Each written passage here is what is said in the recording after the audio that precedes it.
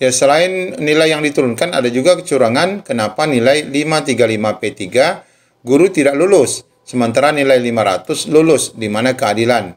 P1 menjadi super prioritas, ya, sebanyak 12.000 lebih yang belum terangkat tahun ini untuk dituntaskan. Ya, pasti harus dituntaskan. Nah, sampai saat ini juga belum ada klarifikasi apakah nanti dalam pengisian daftar riwayat hidup menggunakan e-matre.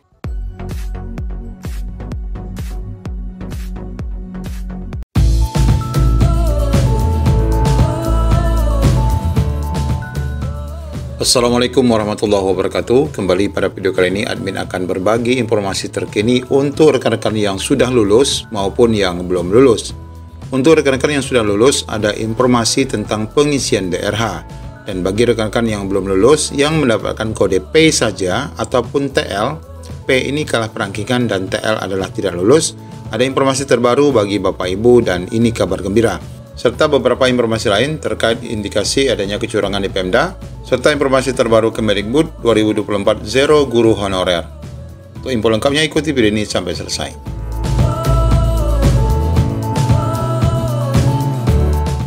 Ya, untuk informasi pertama bagi rekan-rekan yang saat ini sedang menunggu pengisian DRH, kita mendapati informasi terbaru. Sebagaimana disampaikan di kolom komentar, kok lucu ya, di sini dah ngisi DRH aja. Di kota saya nggak ada pengumuman apapun, lulus, nggak mengerti. Pangkal Pinang, Kepulauan Bangka Belitung, Pak. BKN nggak aktif. Nah, informasi untuk pengisian DRH Bapak Ibu, kita sudah coba login di laman SSSN. Dan tampilan ini adalah sama ya. Bagi Bapak Ibu yang saat ini mendapatkan kode PL, kemudian PL2, PL3, itu tampilan SSSN-nya masih sama. Di mana Bapak Ibu tombol pengisian daftar riwayat hidupnya memang belum diaktifkan oleh BKN. Nah, sampai saat ini juga belum ada klarifikasi apakah nanti dalam pengisian daftar riwayat hidup menggunakan e-matre ataupun tidak. Tetapi dapat kita indikasikan bahwa kemungkinan penggunaan e-matre tidak digunakan untuk pengisian daftar riwayat hidup ini. Untuk itu, pantau selalu akun SSSN Bapak Ibu. Saat muncul informasi pengisian daftar riwayat hidup, silakan melakukannya. Nah, kemudian informasi bagi rekan-rekan juga berkenaan dengan pengisian daftar riwayat hidup. Kita sudah membahas tentang berkas untuk pengisian daftar hidup. Salah satunya adalah pas foto. Nah, di sini ada informasi bahwa kayaknya tergantung dari instansi. Kalau kami di daerah Pemprov Aceh, warna baju dan jilbab itu ditentukan. Nah, ini nanti Bapak Ibu silakan cek lagi ya. Karena memang permintaan secara umum itu adalah pakaian formal. Tapi jika memang Pemda meminta pakaian khusus, maka silakan Bapak Ibu menyesuaikan. Kemudian terus materainya juga digunakan hanya matre tempel, bukan e-matre. Nah, ini sekali lagi, sebagaimana kita sampaikan, jika memang nanti disampaikan meminta hanya matre saja, syukur ya, berarti tidak merepotkan Bapak Ibu harus menggunakan e-matre. Kemudian sebelum kita masuk pada informasi bagi rekan-rekan yang P saja ataupun yang TL, ini informasi untuk keduanya ya, untuk yang lulus maupun tidak lulus, bahwa terkait dengan cerdik ya, Pak Abu mohon informasi, teman saya saat buat akun SSSN belum keluar nomor serdiknya, tapi saat pengumuman kelulusan tiba-tiba tambah otomatis afirmasi serdiknya. Kok bisa ya saat bikin akun nomor serdiknya belum keluar? Baru di Desember tanggal 13 muncul nomor serdiknya. Kok bisa ditambah afirmasi serdik saat pengumuman kelulusan?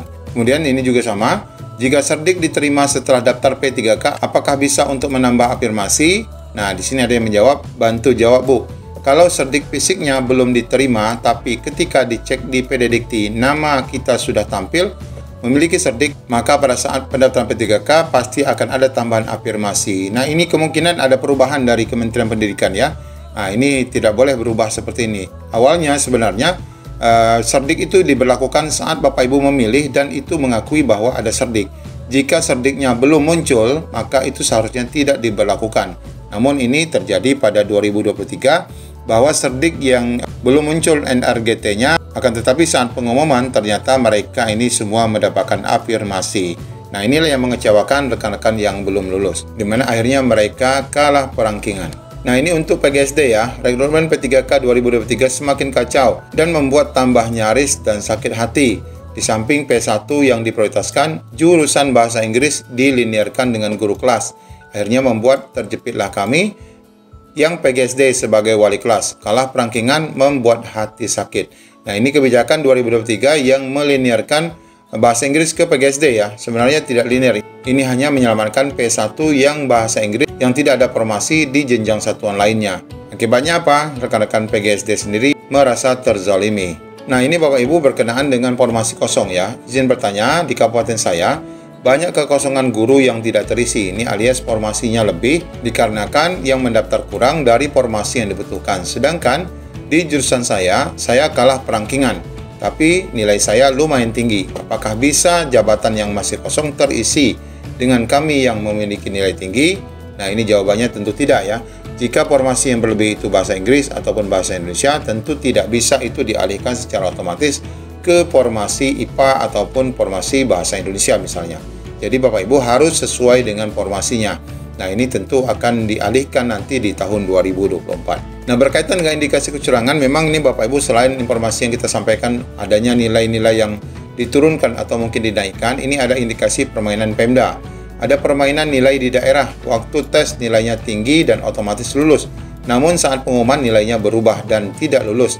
Ini sudah jelas-jelas ada permainan baik di PKN maupun daerah. Buktinya ada sertifikat nilai kenapa berubah dan siapa yang merubah. Jika ketahuan, penjarakanlah orang ini karena sudah merusak nasib guru. Ya, selain nilai yang diturunkan, ada juga kecurangan kenapa nilai 535P3 guru tidak lulus. Sementara nilai 500 lulus, di mana keadilan? Berarti ada kecurangan. Nah, untuk kasus ini silakan cek dulu. Apakah nilai 500 ini sama-sama P3? Kalau sama-sama P3 berarti jelas kecurangan. Jika nilai 500 ini P2, ini berarti tidak kecurangan. Cara seleksi Dinkes P3K 2003 bagus. Tidak ada perangkingan tetapi hanya tes saja. Misalnya instansi yang dibutuhkan 3 otomatis lulus pemberkasan. Dibandingkan P3K guru. Harus perangkingan, tambah ke sini, tambah ruwet, dan pesaing cerdik, tambah abiar. Gimana instansi sekolah induk ini bisa dipenuhi? Harusnya yang tidak lulus segera diangkat tanpa tes. Dilihat dari kebutuhan sekolah yang kosong, misalnya guru kelasnya berapa, guru PAI-nya dan PJOK-nya berapa, itu merupakan solusi terbaik untuk segera dituntaskan. Ya, kita berharap memang 2024 merupakan ronde terakhir ya. Sebagaimana disampaikan oleh Kementerian Pendidikan dan PAN RB, dalam screenshot ini Bapak Ibu ya, kita lihat bahwa menurut informasi dari Kemendikbud, program sejuta guru baru terserap 49%, jadi masih ada 51%. Nah, 51% inilah diperuntukkan bagi rekan-rekan yang mendapatkan kode P dan kode TL di 2023 untuk tetap menjadi ASN di 2024. P1 menjadi super prioritas, sebanyak 12.000 lebih yang belum terangkat tahun ini untuk dituntaskan. Ya, pasti harus dituntaskan. Penempatan formasi 2023 ini nanti ada di Dinas Pendidikan, alias memang saat ini belum ada penempatan di akun Bapak Ibu. Kemudian benahi Dapodik karena data semua dari Dapodik akan diupdate dan diambil, apalagi untuk penetapan sekolah induk nanti itu akan diambil dari Dapodik. Kemudian isi data lokasi sekolah untuk mendapatkan tunjangan khusus dan terpencil. Ini bagi Bapak Ibu yang berada di daerah terpencil. Kemudian data guru ini nanti dimutakhirkan cut off-nya 31 Desember 2023 ya. Ini untuk data 2024. Pastikan Bapak Ibu Dapodiknya tetap oke. Kemudian untuk tahun 2024 Kemendikbud membuka program baru lagi nih, mengupayakan ruang talenta untuk mendapatkan guru yang berkompeten untuk diperjuangkan menjadi ASN P3K. Ya, tentu saja program ini nantilah ya, selesaikan dulu rekan-rekan P2, P3, P1, P2, P3 yang belum mendapatkan penempatan. Pada prinsipnya untuk talenta guru ini adalah untuk P4 ya. Nanti mereka akan diperuntukkan mengisi guru-guru pensiun yang bermula tahun 2025. Adapun informasi baik dari Kemenpan RB adalah di mana formasi dari pemerintah daerah ini tetap harus digenjot untuk mendapatkan penyelesaian ya di tahun 2024 karena tetap tergantung pada formasi yang disediakan nanti. Kemudian akun 511 akan dijaga dan dikawal agar tidak ada lagi honorer tercecer cut off 31 Oktober 2023. Mudah-mudahan Bapak Ibu yang saat ini dicurangi kah tidakkah yang mendapatkan kode P ataupun L ini tetap akan mendapatkan kelulusan. Tapi kami pesankan juga bagi Bapak Ibu yang dicurangi segera lapor ya Bapak Ibu, segera perjuangkan hak Bapak Ibu untuk mendapatkan formasi yang dicuri dan tanda petik oleh rekan-rekan lain.